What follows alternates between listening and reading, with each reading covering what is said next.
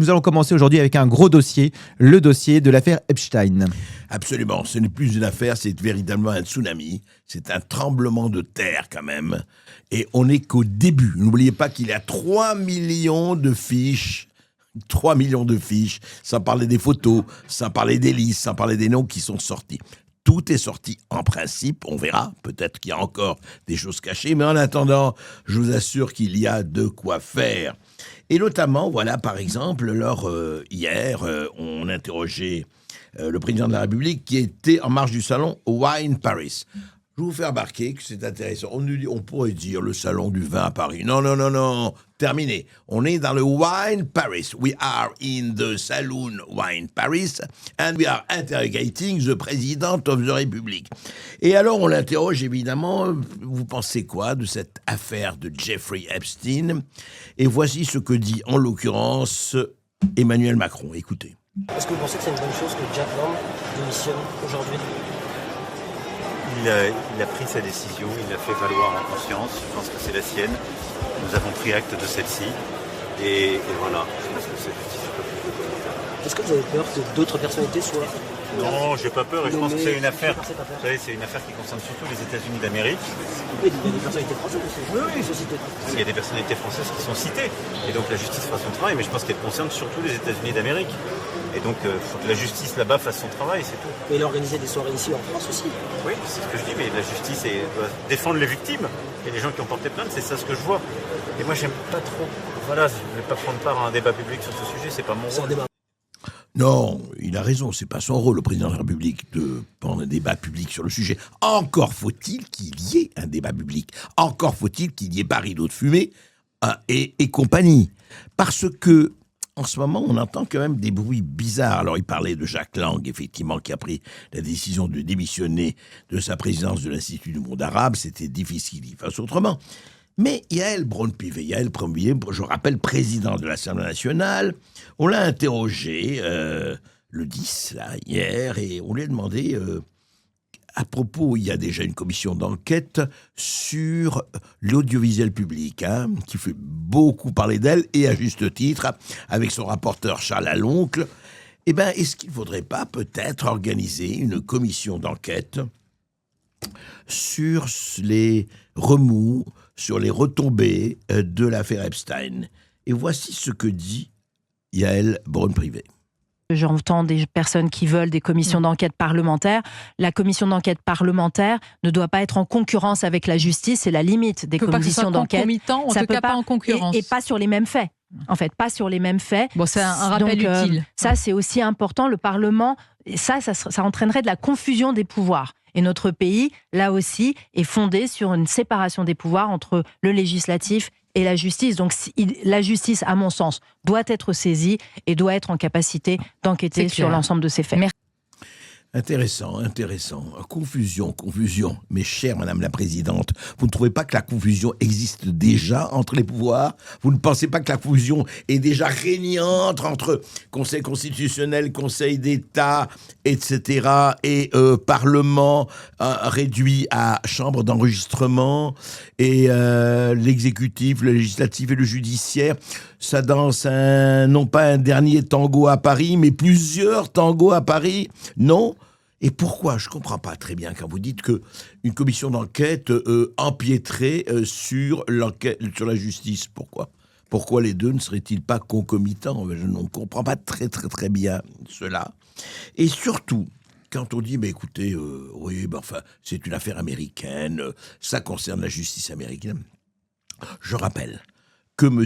Jeffrey Epstein, financier, mécène, un peu pédophile sur les bords, on pourrait dire, je ne sais même pas si c'est sur les bords, avait un superbe appartement de 200 mètres carrés au 22 avenue Foch, à Paris, dans le 16e, que l'un de ses grands amis et comparses, et c'était l'agent de mannequin Jean-Luc Brunel, qui avait été mis en examen depuis 2020, pour viol sur mineur et harcèlement sexuel dans le cadre du volet français de l'affaire Epstein, qu'il a été retrouvé mort pendu en 2022 dans sa cellule.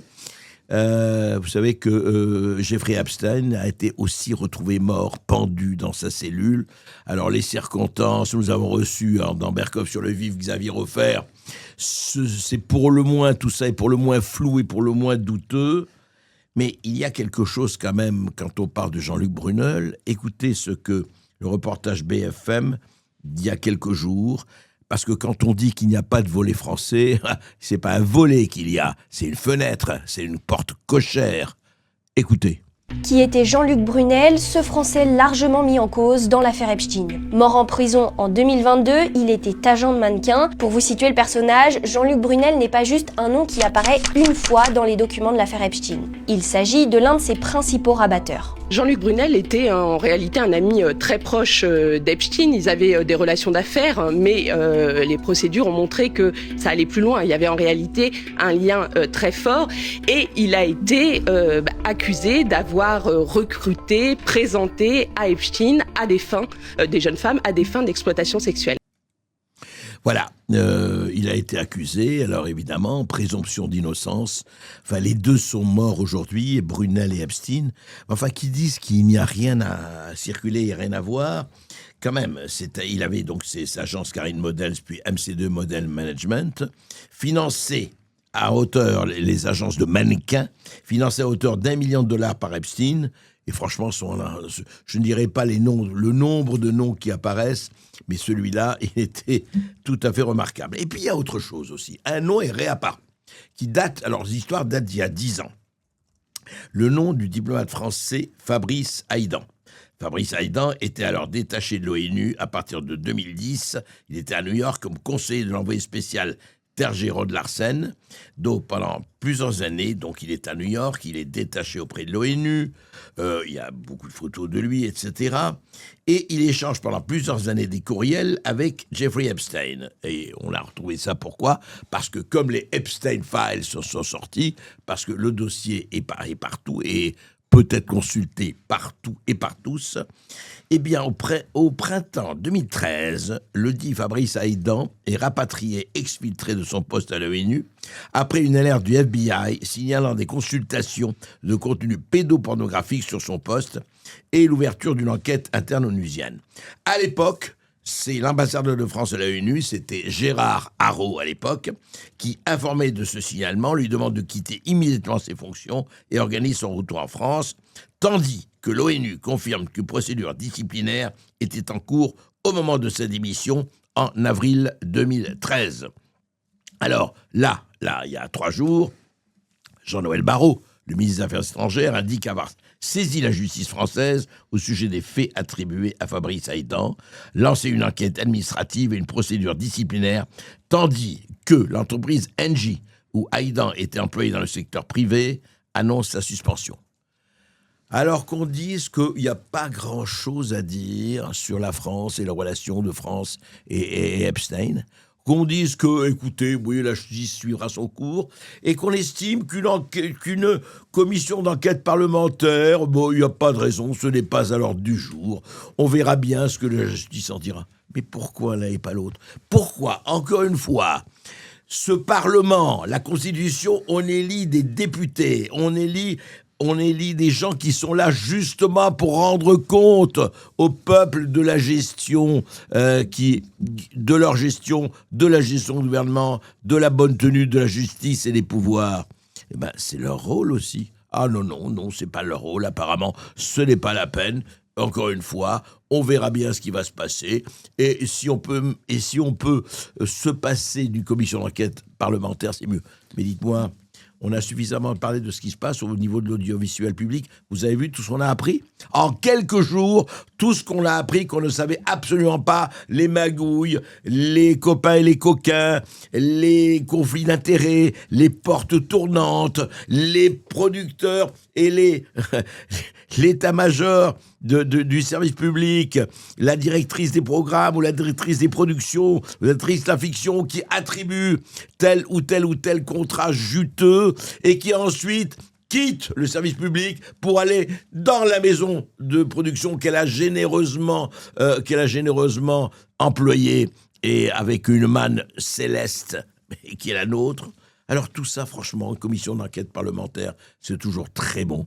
Et ça s'appelle, vous savez, un nom très simple, très beau. Ça s'appelle la transparence. Mais André, aussi sur la commission d'enquête, il y avait un petit précédent, c'était l'affaire Benalla, où il y avait une commission d'enquête qui les avait dérangés, la justice s'était saisie en même temps. Et ce qui est assez amusant, c'est sur Yael Braun-Pivet qui dit « on veut la justice ». Mais par exemple, dans Jackland, c'est une fois de plus le ministère des Affaires étrangères qui a été saisi, et pas la justice. Tout à fait. Ah oui, la justice, c'est un peu plus embêtant. On préfère attendre. Vous savez, hâtons-nous lentement.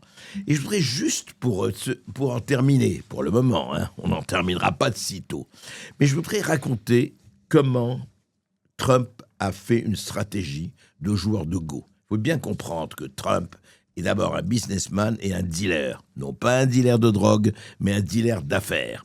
Il a tout appris dans l'immobilier et il a transposé au niveau planétaire, parce que ce sont les USA, les stratégies qu'il avait appris dans l'immobilier. Pourquoi je dis ça? Comment ça s'est passé avec l'histoire Epstein? C'est très intéressant.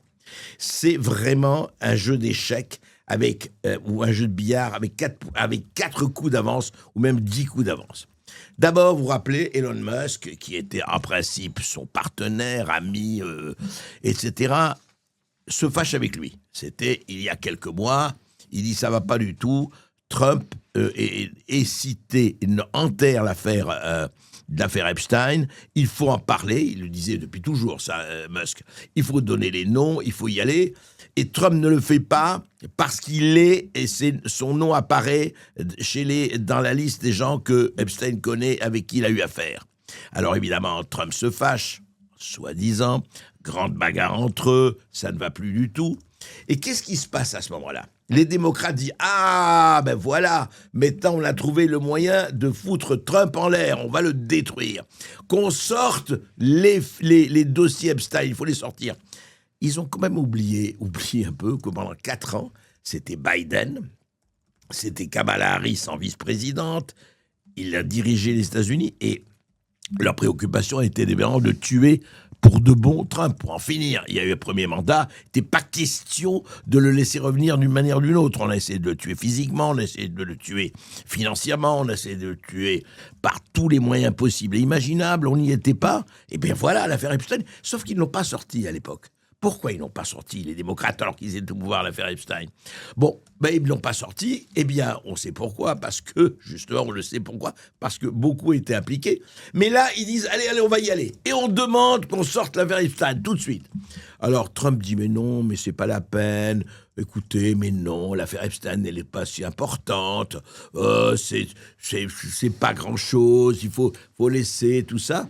Et les démocrates disent « Ah, vous voyez, il est impliqué. Ce salaud, il est impliqué. C'est pour ça qu'il ne veut pas qu'on sorte. » Et ils continuent leur truc. Et qu'est-ce qui se passe? Qu'à un moment donné, paf, on sort le marteau, on tape. Trump dit « Ah bon, c'est comme ça, vous voulez vraiment qu'on sorte? On y va. » 3 millions de pages sont sorties. 3 millions de pages. Alors effectivement, qu'est-ce qu'il dit? Qu'est-ce qui apparaît dans ces pages? C'est qu'évidemment, dans les années 90-2000, Trump a fréquenté Epstein, comme le tout New York, comme le tout Miami, comme le tout Californie, etc. Sauf que, en 2006, Trump a eu vent du fait que Epstein avait dragué une des membres du personnel de Mar-a-Lago, en Floride. Il a dit « je veux plus le voir ». Il l'a chassé et il ne l'a plus jamais vu. Et ce qui apparaît aujourd'hui dans les papiers, les fameux papiers Epstein, c'est que Trump a été l'un des premiers, sinon le premier, l'un des premiers à dénoncer justement Epstein. Il a téléphoné à la police de Floride, qui l'a affirmé. Il a dit « Vous avez bien fait de l'arrêter, c'est un salaud, c'est un pervers. » Et Ghislaine Maxwell, avec lui, sa copine, elle est encore pire. Donc, qu'est-ce qui s'est passé? C'est que qu'est-ce qu'il fait, Trump? Il lance l'hameçon. Et le poisson est accroché. Une fois que le poisson démocrate est approché, eh ben, il mord. Il attrape le poisson. Et puis, voilà. Et il se passe ça aujourd'hui. Et qu'aujourd'hui, tous les médias, y compris les anti-trumpistes les plus déchaînés, disent oui, c'est vrai que Trump, là, c'est lui qui a été l'un des premiers à dénoncer. C'est vraiment très intéressant ce que devient la politique en jeu de go, en jeu d'échecs. Et je voudrais juste, pour en terminer avec ce dossier Epstein, c'est que tout ça est parti. Hein. Je voudrais dire ça pour nos auditeurs, pour nos lecteurs, pour ceux qui nous voient et qui nous suivent. Ça fait 10 jours que c'est ressorti, les dossiers Epstein. En 10 jours, Lord Mandelson, l'un des grands hiérarques de l'Angleterre, qui était bras droit de Keir Starmer, l'actuel Premier ministre, eh bien, il est en enquête criminelle, il est suivi, on est allé voir, il a été obligé de démissionner, et la police a enquêté. Le fameux Prince Andrew, le frère du roi Charles, hein, le frère de Charles, eh bien, aujourd'hui, eh bien, il a quitté Philippe Buckingham, il a expulsé Buckingham, la protection royale lui a été refusée, et il ne peut plus habiter son Royal Lodge. Eh bien, William et Kate, qui n'ont peut-être rien à voir, il dit on est très, très, très préoccupés. Hein. Ça veut dire qu'ils sont terrifiés. L'ambassadeur de Norvège aux États-Unis, démissionné. La princesse norvégienne demande pardon pour ses liens avec Epstein. L'un des présidents de Paul Weiss. Paul Weiss, c'est l'une des firmes d'avocats les plus importantes des États-Unis, Brad Karp, démissionné. Larry Summers, il faut le savoir aux États-Unis, c'est l'ancien président de Harvard. C'est une des personnalités les plus connues de l'élite américaine. Eh bien, il était à OpenAI, vous savez, le Open de l'intelligence artificielle, démissionné. Ghislaine Maxwell, alors pour le moment, elle ne parle pas, comme vous le savez, elle est en prison. Elle demande le pardon ou la clémence, sinon elle ne parlera pas. Et Trump a refusé la clémence pour Ghislaine Maxwell. Voilà. Et on attend ce qui va se passer avec Bill Clinton et Hillary Clinton. Voilà. C'est-à-dire que ce que je voudrais dire ici, c'est qu'au fond, on voit toujours combien joue le facteur humain. Il est fondamental. Et c'est pour ça qu'aujourd'hui, on en est là. Et encore une fois, c'est le début de l'iceberg. C'est la face encore en surface, mais on est encore en petite surface. Et ça va aller de plus en plus. Berkoff sur le vif, le réel enfonce la porte. Et on retourne en France avec un procureur et une affaire qui a été suivie par un procureur dont on a déjà parlé hier. Oui, on en a parlé hier, mais il faut en parler aujourd'hui. Il y a quand même une vidéo formidable, enfin une déclaration du procureur de Meaux. Hein. Alors, je vous rappelle l'histoire, c'est que le maire de Chécy, en Seine-et-Marne, refuse de célébrer le mariage d'un homme anciennement sous OQTF, malgré des décisions de justice lui enjoignant de le faire. Voilà. Donc, l'homme est sous OQTF. Hein. Et voilà ce que dit Jean-Baptiste Bladier, procureur de Meaux. Pas de mort, mais hier, effectivement, il parlait de Camélia. Copé, excusez-moi, parce qu'on parlait de Camélia qui a été suicidée. Et je me dis que quand même, entre deux mots, il ne faut pas toujours choisir le moindre. Écoutez. Le procureur saisi estime, lui, que le mariage doit avoir lieu. Selon lui, la mesure d'obligation de quitter le territoire ne peut pas être un argument. Dans la loi, il est prévu qu'une OQTF qui a plus de 3 ans n'a pas les mêmes effets juridiques, a une portée juridique bien plus restreinte que si elle a moins de 3 ans. Et donc le procureur racontait ça et André préparait la suite. Et quelle suite? C'est extraordinaire quand même, vous avez entendu en quelques phrases, en quelques mots, il dit, eh bien, une OQTF de plus de 3 ans a une portée bien plus restreinte que celle de 1 an. Ça veut dire quoi? Ça veut dire, attendez, essayons d'analyser, on parle français, hein, le procureur aussi, je pense qu'il parle français. Ça veut dire que l'obligation ne tient plus à fur et à mesure de la durée. Vous avez une obligation de quitter le territoire français. Comme on sait, c'est une aimable plaisanterie, puisque 7 à 8% des obligations sont actées. Eh bien, écoutez, si ça fait plus de 3-4 ans qu'on n'a pas réussi à vous expulser, eh bien, il est avec le ciel des accommodements. Voilà. Hallucinant. Pourquoi? En quoi une obligation n'est-elle plus la même au bout de quelques années? Et voilà, il dit non, vous devez effectivement le faire. Et voici ce que disait, d'ailleurs, on l'avait effectivement, on l'avait diffusé Olivier Bourgeot, donc le maire de Chécy, voilà ce qu'il disait à propos de l'obligation. On lui disait, toi, l'obligation, ce n'est pas quitter le territoire français, l'obligation, c'est de célébrer le mariage avec NOQTF. Écoutez le maire de Chécy. Où on en est, un délibéré a été rendu mardi dernier, donc qui oblige le maire à une astreinte provisoire de 500 € par jour pendant 30 jours. D'accord, astreinte provisoire qui pourra devenir définitive à l'issue des 30 jours si le couple attaque au tribunal. Et là, on arrivera à un paradoxe quand même, c'est que non seulement on n'exécute pas une OQTF, mais en plus on donne de l'argent à quelqu'un pour rester dans le pays. Et donc, puisque le maire est agent de l'État, c'est l'État qui devra supporter les conséquences financières. Donc je pense qu'on arrive à l'aberration ultime. Et dernière question, pour vous, c'est pas envisageable justement de célébrer ce mariage. Pourquoi ? Aujourd'hui, c'est une question de principe. Enfin, je crois que c'est assez clair. C'est-à-dire, expliquez-nous. J'ai pas à marier quelqu'un qui ne devrait pas être là. Oui, franchement, la journaliste aurait dû peut-être un peu comprendre. Expliquez-nous, expliquez quoi ? Expliquez quoi ? À partir du moment où il y a une obligation de quitter le territoire français. Et on a vu la guéguerre depuis le printemps 2025 entre le procureur et le maire. Alors le procureur dit non, il n'y a pas de problème, c'est comme ça, vous devez le marier. Voilà, je rappelle que c'est un dossier de mariage entre un homme algérien sous OQTF et une femme finlandaise résidant à Chécy. Vous devez le marier. Mais écoutez, il y a quelque chose. À ce moment-là, ne parlons plus d'OQTF. Je veux dire que le procureur serait dans son droit si on disait supprimer l'OQTF. Supprimez-la. Si ça ne veut rien dire, si c'est une aimable plaisanterie. Parce que ce qu'a dit aussi, il y a quelque chose quand même. Parlons un peu des cochons de payants. Qui paye en attendant ? Qui paye son séjour ? Qui paye ses frais ? Qui paye tout ça ? C'est l'État. L'État, c'est qui ? Allez, ne répondez pas tous à la fois.